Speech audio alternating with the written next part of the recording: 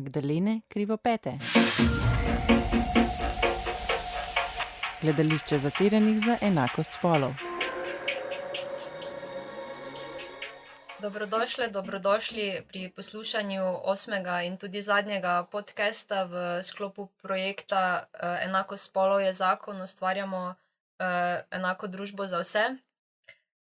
Danes bomo govorile malo o procesu projekta, povedale bomo tudi par zgodb, anekdot iz predstav, pa drugih izkušenj, ki smo jih imele tekom projekta, na primer z forumskimi zakonodajnimi predstavami, potem z izkušnjami na novi predstavi, ki se je delala. Slišale se bomo tudi z osebo iz partnerske organizacije iz Pokaza, ki je tudi na Hrvaškem izvajala zakonodajne predstave.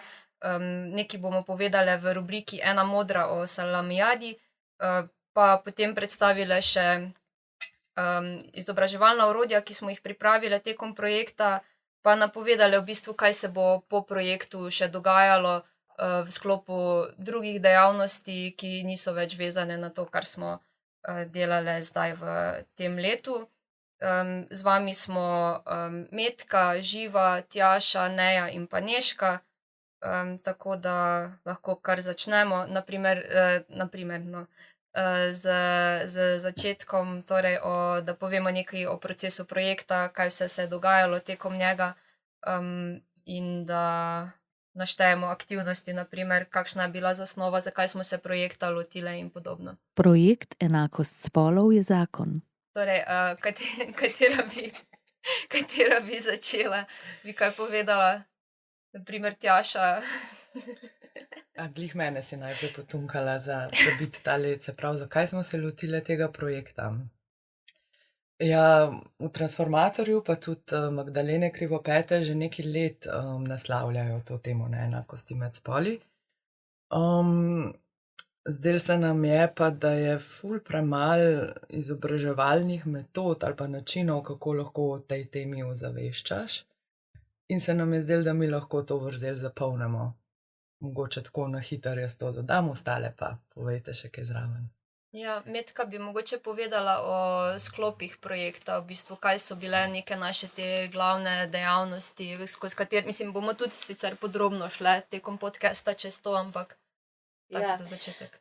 Ja, skupaj smo torej tudi še s partnersko organizacijo z Hrvaške, Pokaz, in z Mirovnim inštitutom iz Slovenije in z Radiem Marš zasnovali oziroma potem izvajali nekaj sklopov glavnih. En sklop je bil izvajanje zakonodajnih forumskih predstav. V Sloveniji smo imeli predstavo Da, verjamem ti. Na to temo na Hrvaškem so imeli dve predstavi, pa bo potem kasneje Dorja iz Pokaza več o tem povedala. Tako da to je bila ena od dejavnosti, en sklop aktivnosti. Izvajali smo predstave s srednješolci pa s študenti, torej z mladimi, starosti nekje med 15 in 30 let recimo. Potem vzporedno s tem je tekla raziskava na to temo, se pravi tudi na temo ozaveščenosti in tudi kako mi z našimi predstavami vplivamo na ozaveščenost na teme, torej enakosti med spoli in nasilja na podlagi spola, o tem bo Živa več kasneje. In še en tak glaven sklop so bili podcasti, zdaj, kot si že rekla, ta je 8. Posnetih je bilo 7 podcastov že doslej, s katerimi smo obravnavali različne vidike, torej tudi enakosti, neenakosti med spoli pa nasilja na podlagi spola, o tem bo Tjaša več kasneje. In da ne pozabim še ta neka kampanja oziroma sporočila, ki smo jih delili prek družbenih omrežij, preko e-sporočil, preko medijev, kolikor so se odzvali in tako. A sem kaj pozabila? To so neke. To so bile neke glavne stvari. Po projektu, kar bo v bistvu ostalo, je predstava, če se še bo izvajala kdaj, sicer pa ta izobraževalna orodja, ko smo jih omenili, Tudi zakonodajni predlogi, ki jih bomo dali dalje, ki so se oblikovali tekom predstav, pa podcasti, ne. To v bistvu so ene take permanentne zadeve, ki ostanejo, dobro, podcasti, ja, pač. Ja, še eno stvar sem pozabila. Nova predstava je nastala v okviru projekta, ne. Zdaj te predstave, to, kar sem zdaj omenila, predstava Da, verjamem ti, je že nastala 2020. No, zdaj tekom tega projekta je pa nastala nova predstava, bolj na temo neenakosti med spoli na področju kulture oziroma umetnosti, rečemo temu, Vsaka druga ena ujame. A sem to že rekla, da je to naslov? Skratka, to je naslov te nove predstave, no? Tako, ki smo jo tudi na zaključnem dogodku predstavile, odigrale. Ampak o tem boš pa tudi malo kasneje. Ja. Zdaj se v bistvu vseeno lahko gremo dalje iz tega opisa, pač kaj vse smo delali med projektom, v bistvu kar na predstavo Da, verjamem ti, ki se je že pred projektom izvajala. Pa Metka, Neja, imate kakšne anekdote s predstav zdaj, ker predstavo ste tudi malo prilagodili, verjetno v zadnjem času, oziroma ne prilagodili, ampak spremenili, no. Kaj vse se je dogajalo? Ja, predstavo smo seveda prilagajali vsakokratni situaciji. Zdaj v vseh teh letih igranja te predstave, pač po čistih metodah gledališča zatiranih, kar pomeni, da se igralci v vlogah menjamo, da včasih igraš eno vlogo, včasih si joker, zelo odvisno od energije in razpoložljivosti in vsega. Ampak načeloma smo v bistvu enako predstavo več ali manj odigrali kar vsakič. V izhodišču, so bili pa seveda ti predlogi, intervencije, torej glede igralcev, ko so bili mladi, so bile pa seveda vsakokrat različne in včasih se je bilo za njih treba bolj potruditi, včasih manj. Kar bi mogoče rekla, da je bilo skupno, je bilo, da so na začetku praktično čisto vsi, se mi zdi, da je to tak odraz naše družbe, poskušali nekako ravnavati, kako bi mogle, ne vem, če recimo zdaj govorimo o tej nasilni situaciji, ki se zgodi v predstavi, kako bi mogle se ženske drugače obnašati. To je bilo tako značilno, da so recimo mladi ves čas ugotavljali, da problem je pa to, da ona pije, ne. Pa se mi zdi tako zelo tak, nekaj, kar je zelo ostalo z mano, kako imamo v bistvu to predstavo, da je še vedno, da je žrtev tista, ki bi mogla nekaj drugače, zato da pač ne bi bila žrtev nasilja.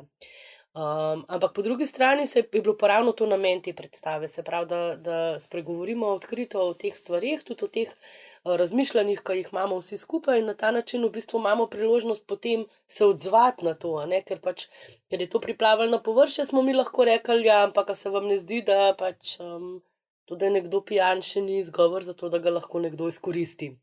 Tako da meni se zdi to, da je bila neka taka, ne vem, rdeča nit mogoče vseh izvedb. Metka? Ja, se lahko strinjam, recimo tudi poleg tega, ja, da se je izpostavljalo kot problem, da zdaj ta punca pije, ali pa tudi ona, ne, tudi za njega je to bil nek opravičljiv razlog, ne opravičljiv, ampak neke vrste olajševalna okoliščina, ne, zakaj zdaj on se tako obnašal nenadzorovano do nje, pa bil nasilen do nje, ta alkohol. Drugo pa še to, da so dostikrat izpostavljali, ja, zakaj pa mu je rekla, da mu bo pokazala tisti tatu, se je rekla, se mu je obljubila na nek način. Se ga izzivala, to je bilo ena taka, ne bi ga smela izzivati, kar je spet bila, mogoče samo še to, kar smo imeli v predstavi, vedno v gledališču zatiranih, so resnične izkušnje ljudi, ki smo ustvarjali. Se pravi, mi si nismo zmislili neke situacije, ampak so to bile izkušnje ustvarjalcev predstave. No, skratka, in potem je bila to tudi zame neka lepa priložnost, da smo se pogovarjali o tem, kdaj si pa lahko oseba premisli, in kaj pomeni, a je lahko nekdo, recimo, ne vem, ta fant bil tej punci všeč, pa a je lahko ona sproščena v tej komunikaciji, a to pomeni, da zdaj ona mora iti do konca, tako v navednicah, ali lahko, če na neki točki se ne počuti varno, pa v redu s tem, reče tudi ne, a ne?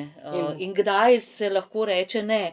Tako da se mi je zdelo tudi v tem delu tak zelo lepa priložnost, da o tem spregovorimo v več krogih, ne zgolj recimo v tem našem mehurčku. Ja, mogoče sam še, da rečem for the record, kadarkoli si lahko premisli vsaka oseba.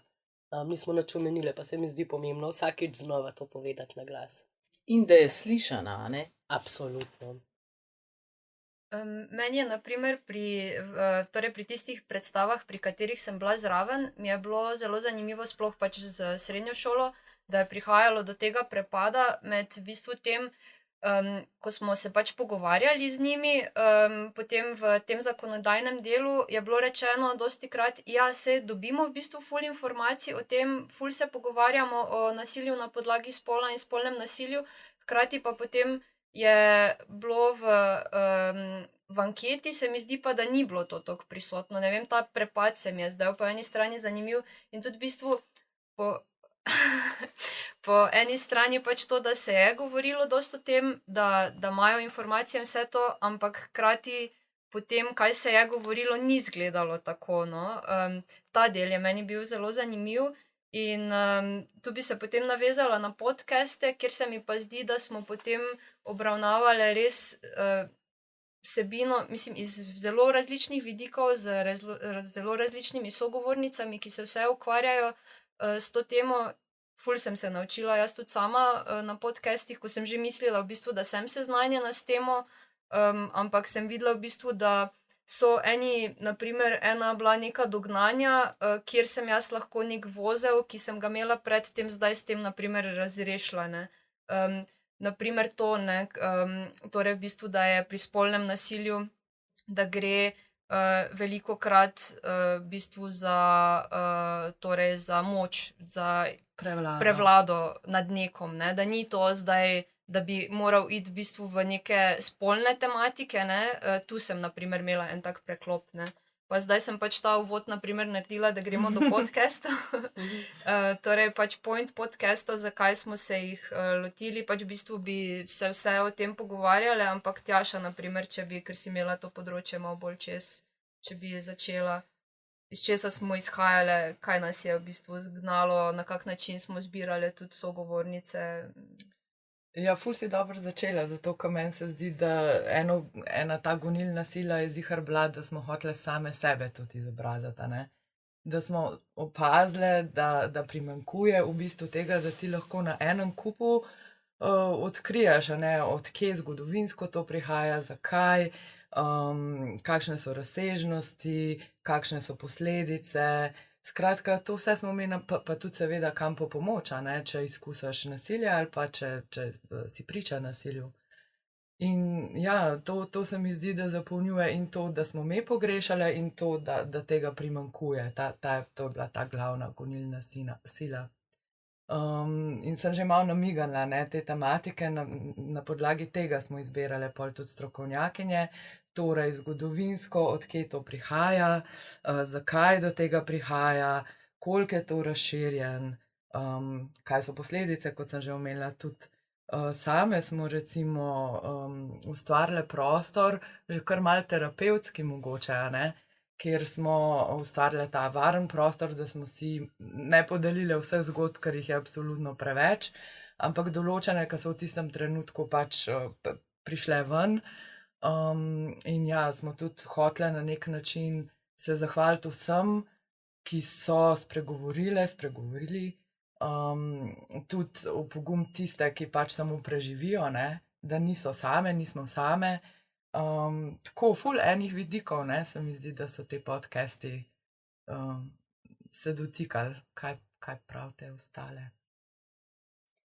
Ja, zame je bilo, oziroma je vedno znova, ko odpiramo te vsebine, šokantno, ne vem zakaj me vedno znova šokira, ampak koliko je razširjeno pravzaprav nasilje na podlagi spola in koliko je pravzaprav vse, tudi ko smo recimo pri nastajanju predstave, ko smo začeli odpirati te vsebine, koliko je nekega opravičevanja z strani žensk, predvsem oseb socializiranih kot ženske, da ne, sej ne vem, sej to najbrž ni bilo zato, ker sem jaz ženska, ne.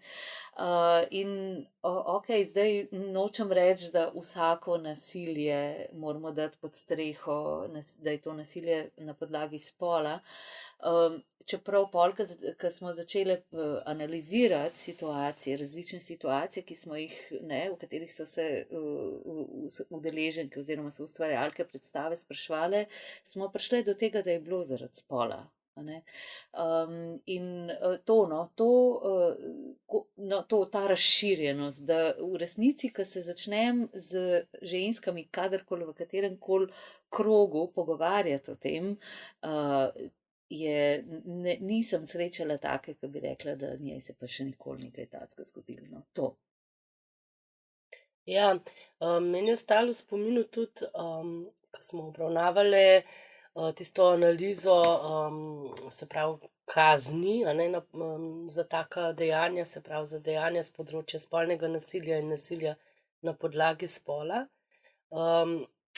Zato, ker sem bila ves čas v bistvu znotraj sebe v nekem takem neskladju glede tega, ker po eni strani, ko berem, kakšne kazni dobijo nekateri storilci teh dejanj, sem vsakič šokirana, koliko je vredno, po drugi strani sem pa pač kot človek po svojih prepričanjih prepričana, da zapor sam po sebi pač ni nič, mislim, je brez pomena na nek način.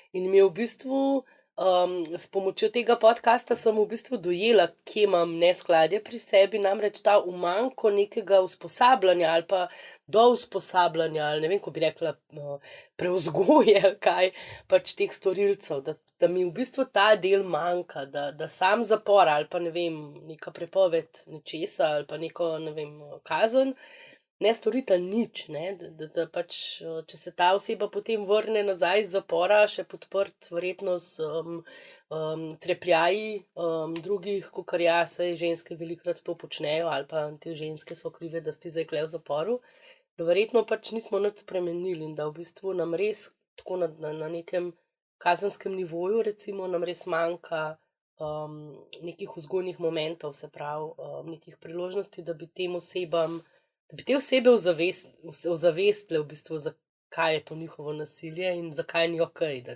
mislim, če že ni jasno, samo po sebi, ampak očitno ni.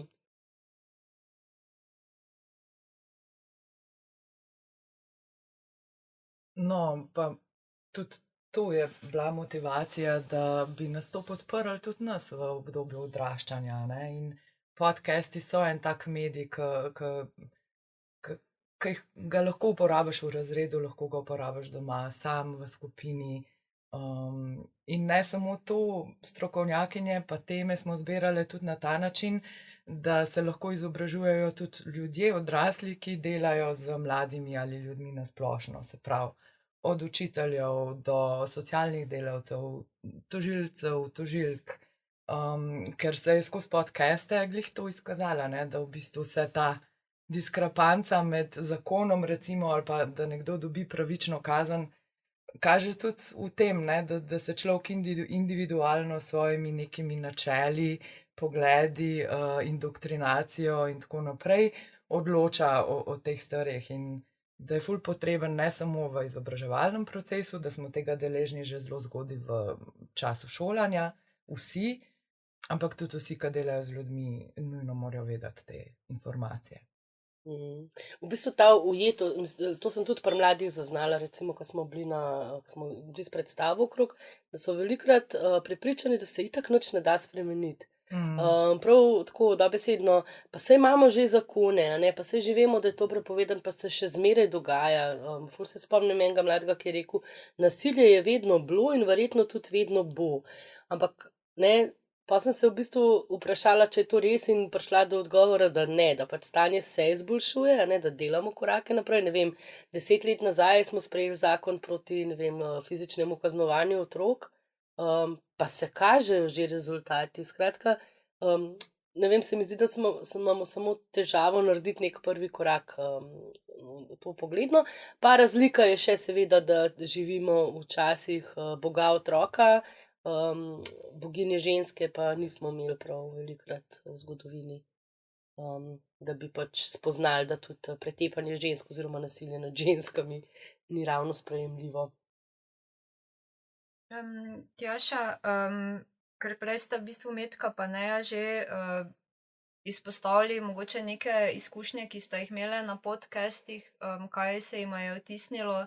Mislim, verjetno je težko izbrati samo eno zadevo, sploh glede na to, da si bila zelo vpeta v ta del, ampak tak, ne vem, naprimer, lahko tudi par njih, če bi lahko še delila, naprimer, pa še mogoče še malo opisala tudi hkrati s tem, ko izpostaviš, kaj se je, s kom se je pogovarjalo. Pa.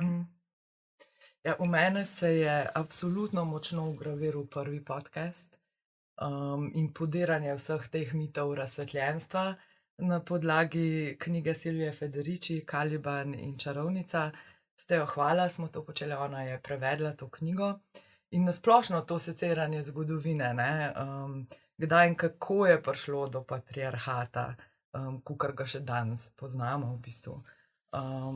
Jaz še danes, se mi zdi, vsem ženskam v svojem okolju, še svoji mami priporočam to knjigo kot nekaj nujenega za razumevanje svoje pozicije v svetu, pa tudi za razumevanje pozicije drugih ljudi, ki so izkoriščani. Tako da ja, definitivno ta podcast še zdaj zelo ful je, kot si ti omenila, nek vozel, a ne, to je bil ta. Pol je ful ostalo v meni tudi piramidi nasilja pa posilstva. To je pa tretji podcast. In tako, zakaj se začne nasilje ali pa ta kultura nasilja pa posilstva že s seksističnimi šalami. Se mi zdi, da prej nisem imela mogoče toliko dobre argumentacije, zakaj je jezik tako pomemben, pa zakaj je to political correctness in tako, zakaj pa hkrati tudi pomemben, da v določeni meri to spoštujemo. Ali pa v čim večji. Pa potem mi je ostal še ta z Manco Bizjak iz Združenja za moč in sicer to, kar si tudi prej omenila, Nežka, da pri spolni zlorabi gre predvsem za prevlado, ne? In da v bistvu ni velike razlike med otroško pa med spolno zlorabo otroka ali pa odrasle osebe. Sam starost je razlika. Da je pedofilije v bistvu malo v primerjavi s tem, s to prevlado. Ne. Misliš pedofilije kot take? Ja, da tako ni izolirana. avtomatsko mislimo, da če je otrok zlorabljen, ta oseba je pedofil. Ni nujno. Večkrat gre za to, da ta oseba želi, rabi, hoče nadmoč, premoč ali nad otrokom Nad ali nad komerkoli. žensko. Ja. Okay. To mi je bil tak aha moment. Ja, meni je bil aha moment tudi pri podcastih, sicer potem na tistem podcastu nisem sodelovala, ker sem zbolela, ampak sem se pa pripravljala na njega. Torej podcast z Društvom za nenasilno komunikacijo. Oni imajo tako ful pregledno v bistvu napisano čist po nekih korakih, kaj lahko naredi oseba, ki v nekem trenutku začuti, da je nasilna, kako je v bistvu čist možen ta nek fizičen odmik in pač kakšen je postopek, lahko pač seveda se to predpostavlja verjetno, da pač oseba more pogruntati, da se nekaj z njo dogaja in da pač lahko to spremeni, ampak da je dejansko pač možen ta odmik in pač to imaš res v preprostih korakih napisano, kot da bi bral recept za, ne vem, delanje torte ali kaj, pač je to dejansko možno, pač ko čutiš to, da se umakneš, da ne poglabljaš neke situacije ali pa napetosti in se mi zdi ful, mislim, torej ta navodila so se mi zdela zelo uporabna, pač tudi za mene, čist tak, ker ne vem, zdi se mi, da bi jih lahko še več ljudi, na primer, prebralo, pa se potem po njih ravnalo, ne vem, kot neka čist navodila, ne vem, za dihanje ali karkoli. V glavnem pač je možno se umakniti iz neke situacije in to se mi je zdelo ful dobro, pač to bi vsem priporočala, da si preberejo. Tako da to je bil za mene nek ta moment, ja. Ne vem, pa še kaj. Sam še to, da se vsi podcasti najdejo na YouTubu ali pa na Spotifyju kot Transformator. Tam Okej. jih nabiramo. Ja, se premaknem bom potem do zakonodajnih forumskih predstav, ampak bolj natančneje do metabolične celice, da živo vključimo zdaj na tem mestu, ki je tudi bila večkrat del metabolične celice, ampak to še ni vse, zaradi tega, ker je tudi raziskavo delala na podlagi anket, ki so se izpolnjevale tekom predstav, pa pač v bistvu si tudi spremljala nekak proces predstav. Tako da mogoče najprej za začetek, ker sem omenila tudi na začetku metabolično celico. Ja, kaj je to metabolična celica, bi mogoče lahko tudi povedali. Aha, okej. To bomo živo vprašali. Ja, Bom povedala. kako si ti doživela v bistvu, kaj je metabolična zakonodajna celica, metabolična celica? Ok, zdaj tako, čist za en tak uvod ali pa kontekst, glede na to, da sem sociologinja in imam zmeraj rada pred sabo širšo zgodbo, da razumem kontekst, da ga poznam, bi mogoče povedala to, da sem se jaz z Gledališčem zatiranih srečala v bistvu že preden smo začeli ta super projekt. In sicer mislim, da prav leta 2017 skupaj s Transformatorjem, potem sem pa tudi bila na eni fajn delavnici z Olivijem Malkorjem v Gradcu. Skratka, Gledališče zatiranih kot neko metodo, kot en tak pristop, vključujoč, ki daje torej glas zatiranim, sem se že srečala. Medtem ko se recimo prav z metabolično celico pa zakonodajno filmsko predstavo se pa v bistvu do tega projekta nisem srečala, tako da je bilo to zame novo in sem vstopala tako celostno, ne zdaj v smislu kot zdaj nekdo, ki raziskuje, proučuje, ne, in bom jaz tam opazovalka in hkrati udeleženka, ampak hkrati tudi učenka. Zdaj, meni so se zdele metabolične celice, torej, ki je metabolična celica kot skupina, ki se stoji iz osebe, ki pozna pravo, ki pozna zakonodajo in dveh drugih oseb, ki ima je torej obravnavana problematika blizu, a ne. Tekom predstave, a ne, seveda publika že aktivno sodeluje, na lističe zapisuje ideje, zamisli, predloge, kaj bi se dalo glede na obravnavano problematiko, a ne, torej v okviru tega projekta je bilo to nasilje na podlagi spola, a ne, in torej uprizorjene predstave, kaj bi bilo potrebno v družbi spremeniti na področju zakonodaje in seveda ali tudi širše, a ne, v družbi.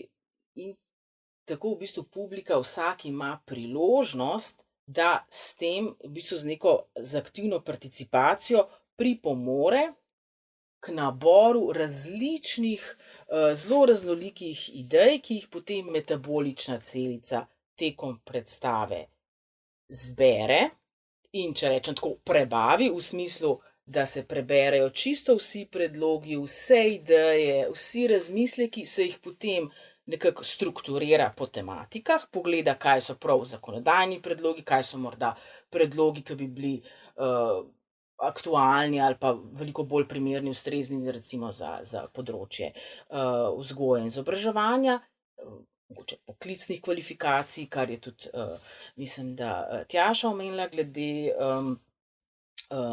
usposabljanja dodatnega za varnostnike in varnostnice.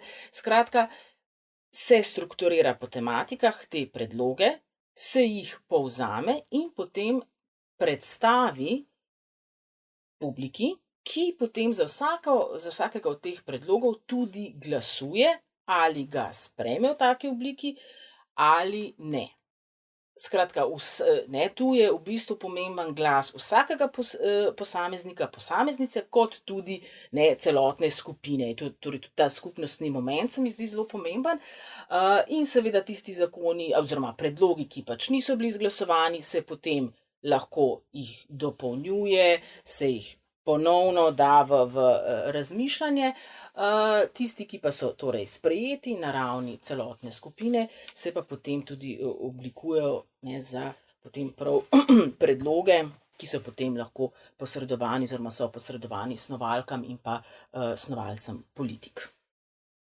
To se mi zdi, recimo, ta metabolična celica in nasploh forumske predstave z uporabo gledališča zatiranih, se mi zdi, je v bistvu ena zelo, zelo fajn metoda ali pa pristop, ki je vključujoč, ki recimo konkretno v teh predstavah, ko so bile v Sloveniji ali pa na Hrvaškem izvedene, kjer so v bistvu bili gled igralci, gled igralke mladi, tam nekje, kot smo rekli, od 15 do 30 let, so odlično orodje v bistvu za aktivacijo mladih, zato da v bistvu da mlade osebe dobijo ne samo občutek, ampak tudi potrditev, da imajo svoj glas v družbi, da lahko aktivno sodelujejo in da lahko tudi sovplivajo v bistvu na neke spremembe ali pa na politike, ki se dotikajo vseh nas in v bistvu zelo vplivajo na naše vsakdanje življenje. Kot je recimo tudi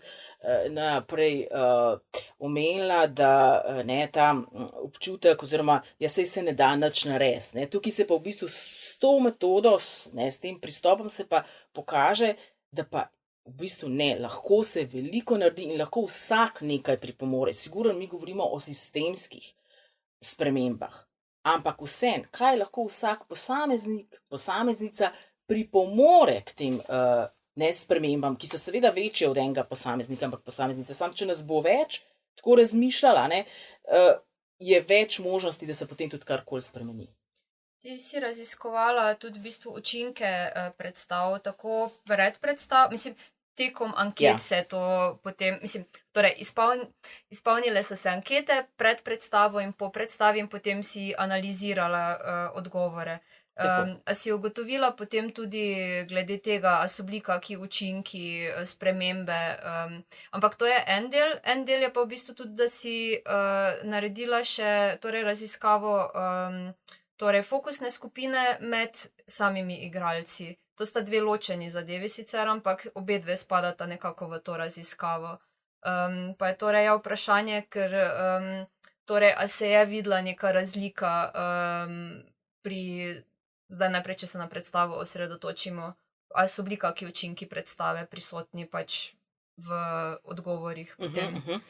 Okej, v ta namen bom jaz vzela svoje zapiske, zato da ne bom jaz na pamet govorila nekih številk oziroma da ne bom dajala napačnih informacij. Zdaj, tako kot si že rekla, v bistvu smo poskušali učinke predstav na mlade, preverjati z v bistvu spletno anketo. To je bila anketa, ki je bila dostopna prek QR kode in so lepo mladi lahko to izpolnili na licu mesta, torej pred samo predstavo in pa po predstavi. Ankete so bile dosti kratke, ker seveda je bil to samo kot en spremljevalni del, Nas je pa seveda, kot rečeno, zanimalo, a imajo kakšen učinek. Jaz mislim, da če res čisto generalno povzamem, absolutno učinki so. Morda za sam uvid, bi povedala, da v Sloveniji so bile 4 izvedene predstave, Da verjamem ti, z gostovanji v Ljubljani, Mariboru in Kopru. in teh predstav se je skupno udeležilo 153 mladih ljudi, medtem ko na Hrvaškem je pa ekipa iz Pokaza izvedla, kot je že tudi Metka povedala, predstavi Etikete in nečemo feminizem v škole, in sicer 6 predstav, v katerih pa je skupno sodelovalo 140 mladih. V Sloveniji je med sodelujočimi mladimi se je 71% anketiranih opredelilo kot žensk, 23% kot moških in 3% kot nebinarne osebe in 3% kot drugo. Medtem ko na Hrvaškem se je pravzaprav pa večina mladih, večina sodelujočih, to je 93%, opredelila kot žensk, 6% kot moških, potem pa 0,5% kot nebinarnih oseb in 0,5% kot drugo. V Sloveniji je bilo največ sodelujočih starih med 16 in 22 let, skratka, to so torej od srednjih šol in fakultet, medtem ko na Hrvaškem so pa mladi sodelovali, v glavnem je bila to že študentska populacija in jih je bilo večinoma starih med 21 in 24 let.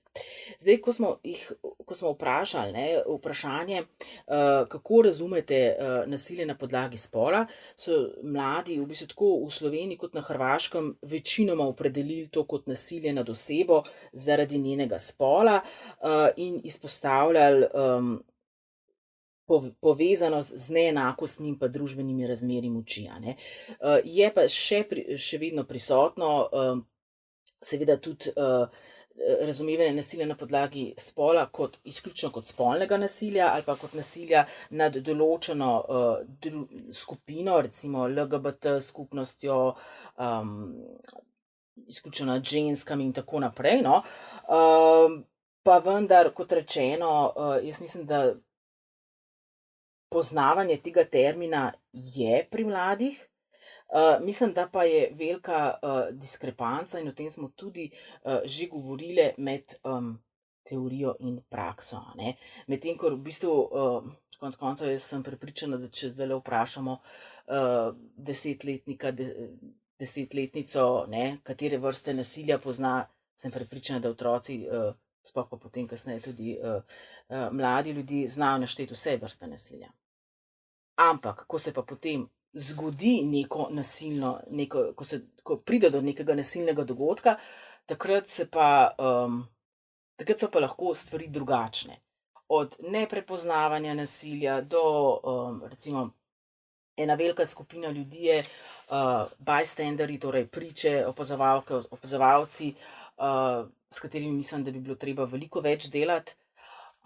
Tako da se mi zdi, da tukaj je ta vrzel med teorijo in prakso. In zdaj, če grem nazaj na samo anketo, recimo ozaveščenost mladih se pokaže tudi recimo pri vprašanju, ko smo jih spraševali, če ocenjujejo, da so seznanjeni z informacijami o tem, kako je potrebno ukrepati, če pride do nasilja na podlagi spola. Recimo v Sloveniji jih 3/4, skratka 77% anketiranih pravi, da so seznanjeni. 19% pravi, da jih ni seznanjenih, 4% pa pravijo, so odgovorili kot drugo, s tem, da so potem tudi pojasnili, so odgovore lahko tudi zapisali, in tu v glavnem je šlo za to, da so ocenjevali, da pravzaprav niso dovolj seznanjeni. Na Hrvaškem vidimo, da so da so ta razmerja majčkeno drugačna, in sicer recimo slaba polovica, 49% jih pravi, da so seznanjeni oziroma seznanjene z informacijami o tem, kako ukrepati v primerih nasilja na podlagi spola, 46% jih pravi, da ne, 5% pa so odgovorili z odgovorom drugo in zopet zapisali, so bili v glavnem odgovori, ko so šli v rubriko, da niso dovolj informirani. Zdaj tukaj morda tudi eno pojasnilo, zakaj recimo pri nas v Sloveniji 77% jih pravi, da so dovolj seznanjeni, da vejo, kaj je treba narediti, medtem ko na Hrvaškem 49%, jaz mislim, da je razlog ne zgolj v starosti, ampak tudi v tem, da na Hrvaškem je v glavnem kot sem povedala, bila to študentska populacija, ki je sodelovala v teh, ki so se udeležili teh predstav, in še to večinoma pedagoških, za pedagoške poklice, za socialno delo, skratka, ne, nekdo, ki se že usposablja za te poklice in ne, je mogoče tudi bolj v bistvu in angažiran in hkrati tudi samokritičen, da ocenjuje, da v bistvu še vseeno potrebujejo še dodatne informacije, no. In morda bi se še pri enem vprašanju ustavila, in sicer, ko smo jih spraševali, a bi prijavili nasilje pristojnim institucijam oziroma komu bi prijavili. Recimo v Sloveniji bi se jih največ obrnili na nekoga drugega, kot je bilo, ne, ampak to je slaba tretjina. Potem pa vidimo, da zelo prevladujejo šola, torej institucija šola, šolsko osebje, šolska svetovalna služba ima ogromno vlogo odigra. Potem pa mladinski centri, centri za socialno delo, no. In še recimo, mislim, da je zelo zgovoren podatek, to je bilo tako v Sloveniji kot na Hrvaškem, da sta recimo samo po 2% tistih, ki so izpolnili anketo, so rekli, da bi to izkušnjo, oziroma da ne bi poiskali pomoči oziroma ne bi prijavila, ne, zgolj 2%. No, na Hrvaškem recimo bi jih pa največ prijavili nasilje na podlagi spola. Mislim, bi se v tovrstnih primerih obrnila center za socialno delo, potem zopet šola kot ena ključnih institucij, od svetovalne službe ali pa koga drugega iz šole in seveda mladinski centri, no. Mislim, da je to nekako, kar se tiče raziskave ali pa teh podatkov iz anket, mislim, da so to kar zgovorni podatki, seveda bi pa veljali na tem delati naprej, a ne. Tako da, zdaj pa še kar se tiče fokusnih skupin, mislim, da ste tudi same že tekom tega pogovora veliko nanizale, kaj v bistvu, ne, vam je kot ustvarjalkam so te predstave nekako dale neke, ne, in uvide, neke potrditve.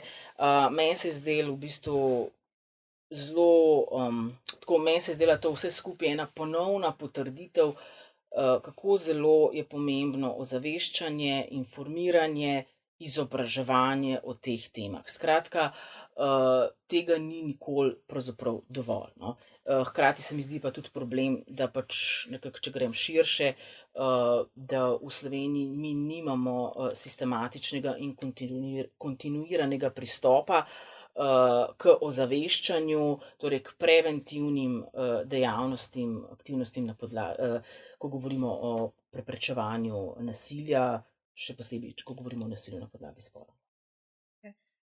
Saj kot smo že napovedali, nekako se bodo dejavnosti še v takšnih in drugih oblikah nadaljevale s temi vsebinami, pa v bistvu na Mirovnem inštitutu se s problematiko neenakosti med spoli in nasiljem na podlagi spola ukvarjate v bistvu že kar nekaj časa.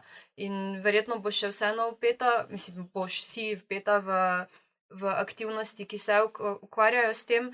A ti je ostalo kaj od tega projekta, kar se ti zdi, saj si že omenila, nekako nakazala, kar bi lahko potem še nesla dalje? Se ti zdi kaj, ne vem, torej kaj smiselnega uporabiti še za nadaljnjo pot v bistvu raziskovanja in ozaveščanja, na primer, o tej problematiki? Mogoče, če kar nadaljujem, ko sem v bistvu končala s to potrebo po nekem sistematičnem pa kontinuiranem pristopu, a ne, kot je bilo že tudi povedano, a ne, potrebno je ozaveščati, izobraževati pravzaprav od samega začetka. Ne s šolo, mi lahko začnemo že z vrtci. Konec koncev, torej, vzgoja in izobraževanje, jaz mislim, da sta tukaj ključna. Pač otrokom primerno, glede na starost, a ne. Jaz mislim, da se v vseh teh temah, torej, ki zadevajo torej družbena razmerja moči, neenakosti, diskriminacije, spolne stereotipe, predsodke, lahko v bistvu skozi različne metode, skozi različna orodja prenaša oziroma vstopa do različnih, če se tako zelo projektno izrazim, ciljnih skupin, torej lahko tako z otroki v vrtcih, kot z šolajočimi se mladimi. Jaz mislim, kot nekaj, kar se mi zdi, kar bom odnesla s sabo, jaz zelo težko sebe ločem zdaj kot profesionalno pa osebna plat, ker se mi zdi pač to, kar jaz vse te stvari, ki jih delam, seveda tudi močno verjamem. In tudi, če se sliši zelo obrabljeno, še enkrat, ozaveščanje, izobraževanje kot neka prevencija, jaz mislim, da je zelo pomembna. In ko sem govorila o tem sistematičnem pa nekem kontinuiranem pristopu, jaz mislim, da bi bilo potrebno, in tudi mladi recimo so tekom predstav to izpostavljali, da pogrešajo tovrstne vsebine. In zakaj ne bi začeli s tem, da bi enkrat na leto en dan posvetili, to je najmanj, kar se lahko naredi za začetek, ozaveščanju, torej različnim delavnicam, različnim predavanjem in drugim aktivnostim, katere bi se udeležili tako, torej otroci kot mladi, kot tudi seveda vsi zaposleni v teh institucijah. Vzgojiteljice, vzgojitelji, hišniki, hišnice, kuharji, kuharice, učitelji, učiteljice in drugo pedagoško osebje, pri tem pa jaz mislim, da ne smemo pozabiti niti na starše. Ker namreč lani po teh dogodkih v Beogradu je potem bil en petek, ko so se po šolah v Sloveniji torej vsi ukvarjali s to temo. Na zdravje. Se opravičujem. Ampak mislim, da je to treba narediti na en tak precej bolj sistematičen način in da so tudi torej pedagoško osebje, skratka zaposleni v teh institucijah tudi deležni in da grejo skozi neka strokovna usposabljanja. In mislim, da so to tudi, mislim, da je bilo to tudi izpostavljeno na vseh teh predstavah, so mladi izpostavljali. Torej, več teh vsebin si oni zase želijo in dodatna strokovna usposabljanja za odrasle zaposlene, ki delajo z mladimi. Kar se mi je zdelo zelo pozitivno, je na primer torej pri pokazu, mislim pozitivno, zanimivo pa nekako uporabno ali pa dobro, da so se pri izvajanju zakonodajnih forumskih predstav so se precej osredotočili torej na mlade, ki se izobražujejo, da bi postali pedagoški delavci, in so potem pedagoške delavke in so tudi največ predstav izvedli med njimi. Tako da zdaj bi Dorja iz pokaza nekaj povedala o tem, kako so predstave potekale pri njih, kaj se je dogajalo, kaj so ugotovile ustvarjalke, tako da besedo zdaj predajamo Dorji, ki je z nami na telefonski liniji. Živjo, Dorja. Pozdrav svima. Moram za početak reći kako mi je užasno drago što smo imali priliku sudjelovati i to kao kolektiv pokaz u ovom partnerstvu i ovom projektu. Rodna neravnopravnost i rodno zasnovano nasilje jesu teme kojima se bavimo i u sklopu našeg djelovanja želimo učiniti neku razliku. Odlučili smo tematizirati 2 priče, od kojih je jedna bila etikete. Predstava etikete prikazuje višestruku diskriminaciju Romkinja i putem te priče smo željeli otvoriti zapravo tu višeslojnost ne samo rodne neravnopravnosti žena, nego i žena Romkinja. Ono što je proizašlo jesu genijalni prijedlozi kako putem te metodologije legislativnog kazališta dalje zagovarati neko veće podizanje svijesti, smanjivanje socijalne distance, edukacije, povezivanje i razbijanje tih stereotipa i predrasuda koji postoje kao jedan veo unutar te priče. Iduća priča, to jest druga, je bila Nećemo feminizam u škole. Putem nje smo prikazali zapravo problematiku obiteljskog nasilja unutar školskog sistema. To jest postavili smo pitanje kako možemo biti bolja podrška djeci žrtvi obiteljskog nasilja upravo u sklopu tog sistema. Tako da moram podvući i na neki način reći da smo imali priliku na vrlo jedan intersekcionalan način prikazati ove priče i specifično se baviti određenim tim slojevima. Ono što moram primijetiti je što se tiče priče Nećemo feminizam u škole koji smo izvodile na fakultetima s kojima imamo dosta lijepu i razvijenu suradnju. Jedni od njih su fakultet pedagogije na Filozofskom, fakultet socijalnog rada, učiteljski fakultet. Tako da u principu fokus nam je bio rad sa odgojno-obrazovno pomažućim profesijama, to jest budućim stručnjacima i stručnjacima. U toj priči ono što je mene najviše nekako zapravo dotaklo je strah koji prikazuju budući stručnjaci i stručnjakinje u tome kako se bave tim rodnim pitanjima, neravnopravnostima, a i zapravo konkretnim situacijama obiteljskog nasilja ili partnerskog nasilja ili podršci, to jest žrtvama i sankcioniranju počinitelja i počiniteljica. Taj strah ne znači da ga oni ne prepoznavaju. Ono što se i prikazalo i rezultatima i nama na predstavama jeste upravo da prepoznavanje i taj neki senzibilitet za situaciju postoji. No načini rješavanja i taj neki osjećaj nemoći, osjećaj brige za vlastito radno mjesto je dosta utkan već u njihovu neku memoriju i njihov neki put koji tek slijedi. S druge strane, studenti i studentice su imali genijalna rješenja i genijalne priče za podijeliti već sada. I taj zagovarački moment koji smo dobili putem legislativnog kazališta, ti konkretni prijedlozi što se tiče veće podrške, edukacija dodatnih, supervizija, uvođenje socijalnog rada službeno u naše školstvo, produbljivanje mreže podrške i međusektorske suradnje, stavljanje prioriteta na školu kao nulte tolerancije na nasilje, sve su to oni zapravo, s time su rezonirali i predložili i mogu zaključiti kako mladi jesu u prilici vidjeti i djelovati, no zaista je potrebno promisliti o okvirima, sustavu podrške i daljem razvijanju te neke mreže i priče kako bi mogli postići nekakvu promjenu u ovom pogledu. Hvala Dori za javljanje.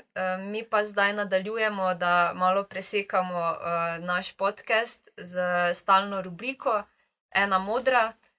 Pa smo tokrat, v bistvu je Neja dala predlog, da bi se malo pogovorile o salamijadi. Ena modra. Daj še enkrat. Ena modra.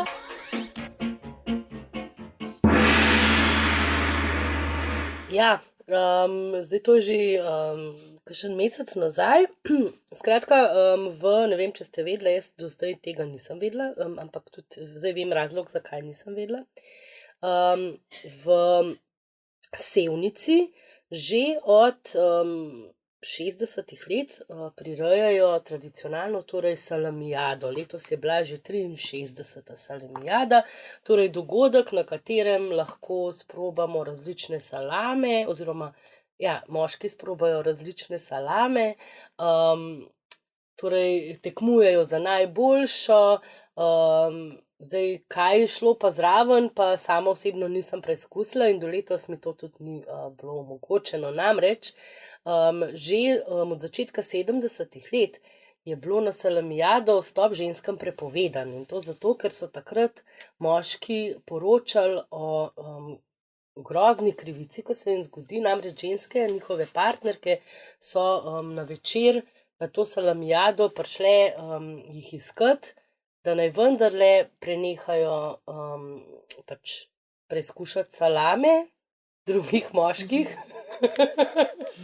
in pridejo domov. Zato so takrat vstop ženskam na to salamijado prepovedali. In letos po zaslugi 8. marca so vstop ženskam spet dovolili. Zdaj, koliko se jih je odzval, nimam podatka. tudi nisem nič zasledila, da bi kdo o tem poročal. Mi je pa še ena stvar zanimiva. Ženske, ki so želele vstopati, so morale za vstopnico prinesti liter vina. Ja, zato da potešijo žejo ljubiteljev A salam. letos? Ne, nasploh. Mislim, da, okej. da preden so prepovedali, Ja. če si prav razlaga. Zdaj moram priznati, da jaz nisem prav kaj dosti veliko brala, sem zasledila na družbenih omrežjih, pač to salamijado. Ja. Um, No, čeprav jaz zdaj gledam tale članka, ne, v Reporterju, ne, zdaj jaz bi se dotaknila v eni modri nujno Prosim. tega naslova tega Ja. članka. Piše, bizarno, dvopičje. Nika Kovač se je spravila nad dedce, pazi, ki ženskam ne pustijo pogledati ali poskusiti njihovih salam. Saj sem rekla, njihove salame lahko preizkušajo samo drugi moški. Samo drugi moški. No, recimo, že tukaj ne se mi zdi, da je v tem naslovu je en kup nekih podtonov, a ne, ki je recimo kot prvo že Nika Kovač, ne vemo, a je Nika Kovač dejansko bila sploh tam, a ne, ker pol naprej v članku piše, da je inštitut 8. marec, a ne, se pravi, kako že v inštituti, v inštitutu 8. marec so našli novo poslanstvo, ženskam bodo omogočili obisk salamijade v Sevnici. Ja, v bistvu sem prej narobe povedala, da da je bilo do 70 možno priti na salamijado, ker sem zdaj v stavku zasledila ta dva stavka oziroma dve povedi. Razlog za neobičajno prepoved naj bi bila menda slaba izkušnja dedcev s prve salamijade v daljnih 60 letih, ko naj bi jih boljše polovice proti jutru poskušale spraviti domov, torej tudi ne zvečer, ampak proti jutru. Od takrat je sevniška salamijada res salamijada v pravem pomenu besede. Ja, v polnem pomenu ja. besede. Ja, meni se zdi, da moramo v Sevnico, da je tam treba začeti sistemsko izobraževati, da je to mogoče dober otoček, kjer začnemo. Čeprav jaz ne Nekaj vem, če kliče si po- želim probati ti salami. No, samo, a ne, recimo, jaz se vprašam, čemu salamijada ni salamijada v polnem pomenu besede, če so ženske zraven. Zakaj ne more biti? Zakaj je šele potem, a ne, ko so torej to prepoved vstopa ženskam začeli uveljavljati, zakaj je šele potem postala salamijada v polnem pomenu besede. Članek ne razloži tega v resnici, no. Ne, jaz pa nisem vedela, da ta običaj obstaja, pravzaprav tudi še nisem slišala, me je kar presenetilo. No. Tako da jaz bi šla najprej če bi me malo bolj pritegnilo, to bi šla malo raziskave narediti v Sevnico, kaj se dogaja s salamijado in s tem. Sam ne vem. Ker je kar zanimivo, da imajo potem ženske prepoved, ne? Pa to je očitno že neka uveljavljena praksa. Mislim, zgleda iz tega članka, zdaj pa ne vemo. Nek ekskluzivni klub. No, v članku piše še, izdelava domačih salam naj bi bila rezervirana samo za moške. In za takšno odločitev se sklicujejo na tradicijo. Ne? Se pravi, to torej, sej društvo salamarjev, ali kako že se imenuje, so organizatorji.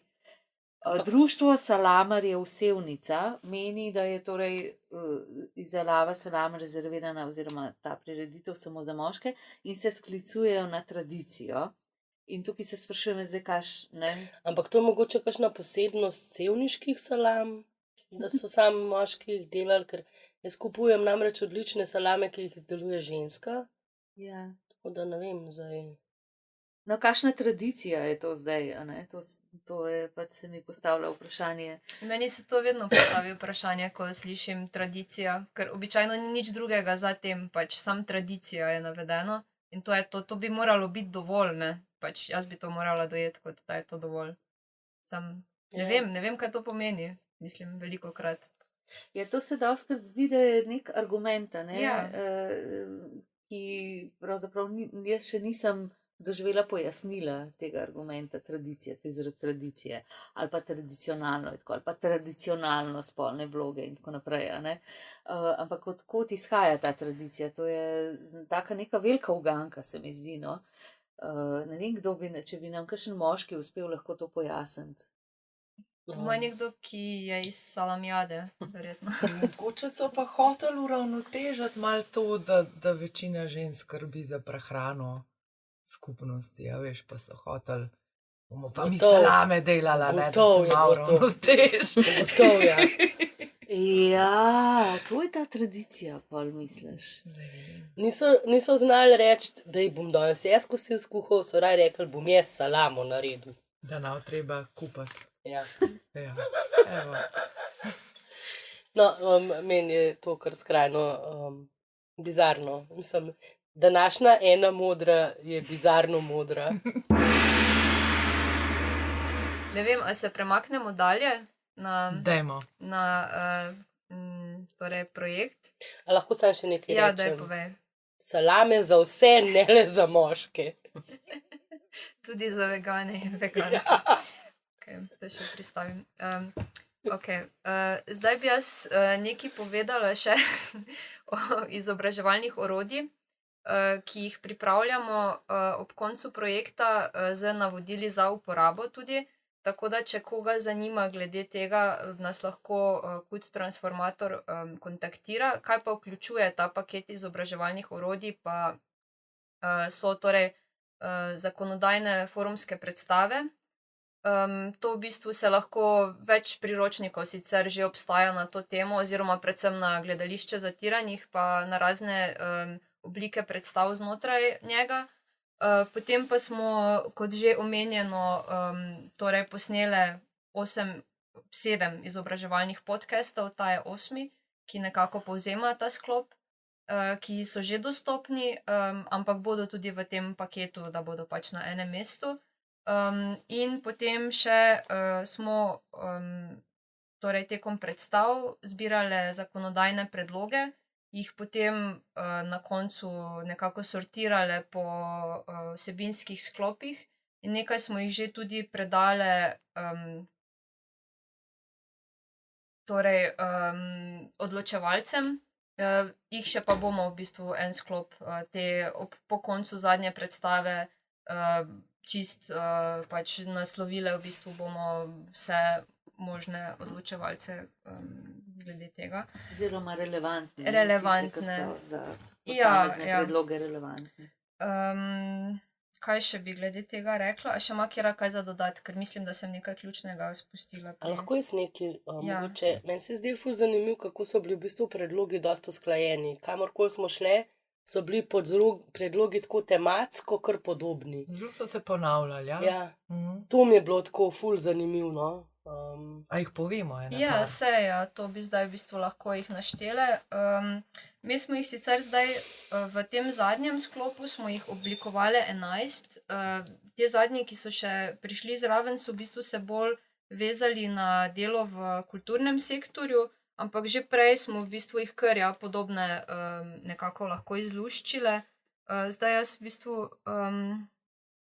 ne vem, torej ja, Vsaka enega prebere. Ja, ok, bom jaz začela. Torej, strožje minimalne zaporne kazni zoper spolno nadlegovanje, spolno in fizično nasilje, obvezna individualna in skupinska svetovanja za vse povzročitelje nasilja. To je bil en sklop, recimo. Sistemsko usposabljanje in ozaveščanje o nasilju na podlagi spola za vse kadre v javnih institucijah, v zdravstvu, centrih za socialno delo, šolstvu, kulturi, sodstvu, na tožilstvu, pa tudi kot obvezni programi za starše. Ok. Potem je bil en predlog, redna medijska vzgoja o ničelni toleranci do nasilja in ozaveščevalne aktivnosti oziroma delavnice za mlade o vrstah nasilja in protokolu ob izkušnji nasilja od vrtcev do fakultet. Se pravi, poleg tega ozaveščanja, to se je meni zdelo eno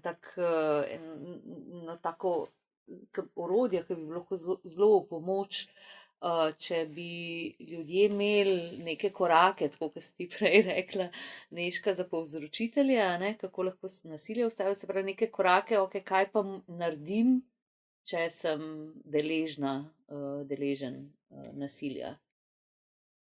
Ok, potem pa še vključevanje vsebin o preprečevanju spolnega nasilja in nasilja na podlagi spola v obstoječa izobraževanja in usposabljanja za nacionalne poklicne kvalifikacije, za nacionalno poklicno kvalifikacijo za varnostnike in varnostnice. Kar se mi zdi tudi nekako lepo zaključi v bistvu vse. Pridemo skratka spet nekako na začetek, no, se mi zdi, torej od usposabljanj, informiranj in izobraževanj. Ja, mogoče lahko dodamo še tega, kaj je prišel pri tej zadnji predstavi, niti ena več. Vse jih je več, ampak jaz bom Vsaka druga ena ujame. Vsaka druga ena ujame. Zakaj se vedno zmotam pri tem? Zato, ker je to v podtonu, kar si ti rekla. Morda. Brezplačna psihoterapevtska pomoč za vse, ta se mi zdi tudi tak, da zelo paše k tem točkam, pa da jih poveže. Ja, in to so mladi predlagali, ne? Za vse žrtve? Za vse. Za vse, tudi za povzročitelje, ampak že res od zgodnjih let, ne, nekako, da bi to bilo del naših življenj. Kot predlog je bil, da bi bila psihoterapevtska pomoč vključena v zdravstveni sistem. Se pravi, kot del kakor v otroškem sistematskih dispanzerju. pregledov. Ja, pa otroški dispanzer, ki ima psihoterapeuta. To je bil predlog. Kot preventiva, ne? Tudi. Super.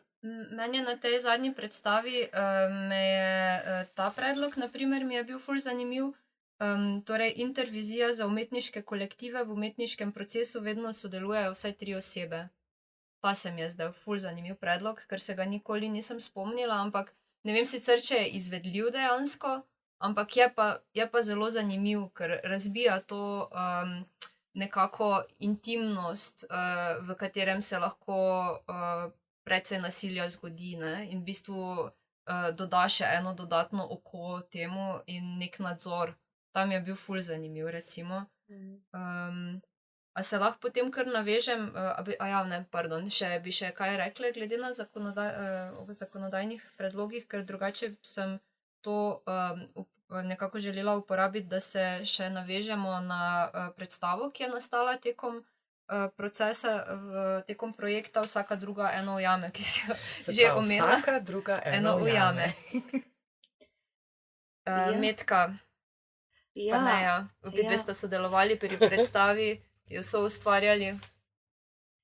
Ja, zbrali se nas je 9 ustvarjalk, ki delujemo na različnih področjih kulture. In smo kot koncepciji zastavili, da bi želeli izpostaviti ta razmerja ali pa nesorazmerja moči na podlagi spola v teh kulturnih ustvarjalnih procesih. Itak smo v tem procesu prišli do tega, da to je pač, mi smo pač vzeli ta segment, ampak da je to aplikativno na katerokoli področje življenja. Mi smo si pač zožili to, da smo imeli neko konsistentno vsebino, pa lahko, da smo na področju kulture to odpirali, raziskovali. Ja, bil je zelo zame transformativen ta proces, zelo oseben tudi, zelo je bil boleč.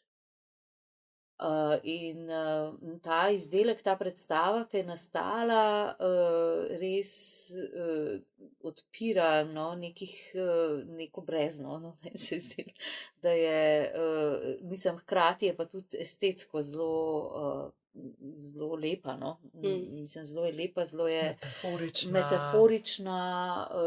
tako da se mi zdi tudi, da smo uspele vključiti tudi, oziroma da smo se toliko angažirale vse ustvarjalke, da ne vem, ker ene delajo bolj na področju vizuali, druge bolj na področju glasbe, nekih scenskih umetnosti, ne samo performativne, ampak tudi druge, a ne. In se mi zdi, da smo s predstavo uspeli tudi zelo, oziroma da je to vsaka dodala tudi ta nek svoj pečat, no, iz svojega področja umetnosti, na kateri deluje. Naja, bi še ti kaj povedala? Kako? Ja, meni se zdi, da v bistvu tudi predstavo smo imeli v, kako se imenuje ta dvoranica? Pionirski teater. V Pionirskem teatru, na Miklošičevi, in da smo v bistvu tudi krasno izkoristili danosti prostora. Se pravi, da na nek način je bilo tako site-specific predstava tudi. Skratka, nismo jo igrali samo na odru, zato ker se velika večina teh dejanj, torej teh prekrškov, spolnega nasilja in nasilja na podlagi spola na področju kulture zgodi v zakulisju. In smo se v bistvu odločili to zakulisje odpreti in ga pokazati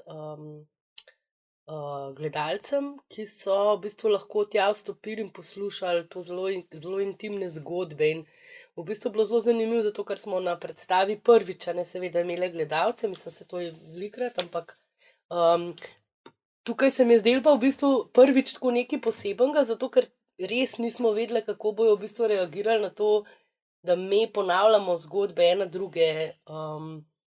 Ampak so bili, meni se zdi, da so bili kar malo šokirani, no? Tako da se jih je res dotaknili. Od vseh možnih, kako bi rekla, odzivov publike, v bistvu je bila ta ena boljših, no? Tako, eden boljših možnih sploh odzivov, ker se mi zdi, da so, ker me je zanimalo, koliko pride na plano, pač ta metaforičnost, a ne? Ker smo kar precej delali na nekih prenesenih pomenih. In prenesenih preprogah. Tako da ja, ampak je prišlo ven, so razumeli, in tudi v pogovoru kasneje sem videla, da v bistvu čist nič od teh podpomenov ni ostalo skrito. Res so prišli vsi na plano, tako da ja. Kar je zame pokazatelj, koliko je prežeta naša družba s tem, da vsi razumemo, kaj se dogaja in kako se dogaja. In da pravzaprav ne glede na to, na kakšen način skoraj sporočaš to vsebino, da vsak dojame in se lahko poveže s tem. No? Tako da ja, zdaj smo se ravno danes smo se dogovorile za datum ponovitve. Vabljeni vsi 12. maja zvečer, ne vemo še, bo ob 19. ali bo ob 20. To se še dogovarjamo. Spremljite nas na družbenih omrežjih. Kje pa bo? V Pionirskem teatru bo. To je na Miklošičevi v Ljubljani. Ja, pridite. Site-specific. Ja, ta prostor nas je res zelo podprl, Ja. v tem, da smo lahko naredili. Ja, imamo pa še proti koncu še eno napoved. Kljub temu, da se projekt zaključuje, se dejavnosti nekako nadaljujejo v sklopu drugih projektov ali pa, ne vem, drugih aktivnosti. Pa bi še Tjaša kaj povedala o Niti eni več? Ja, zdaj vemo odkje, ne, zamešanje. Ja, Zeitgeist nam je namignil, da so nujno potrebna izobraževalna orodja tudi na temo reproduktivnih pravic.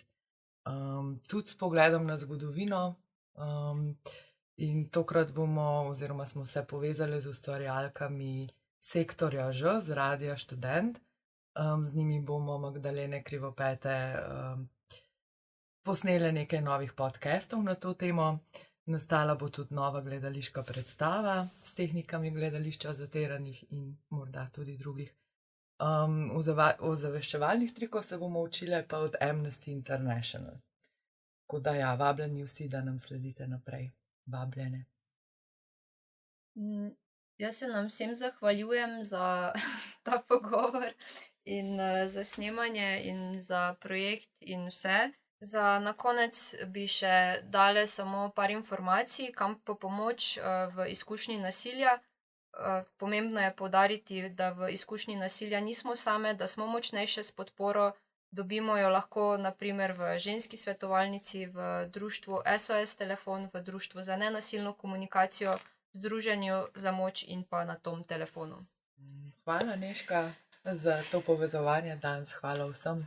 Ja, Hvala. ja, hvala Hvala Neja, vsem. Metka, Živa, Tjaša.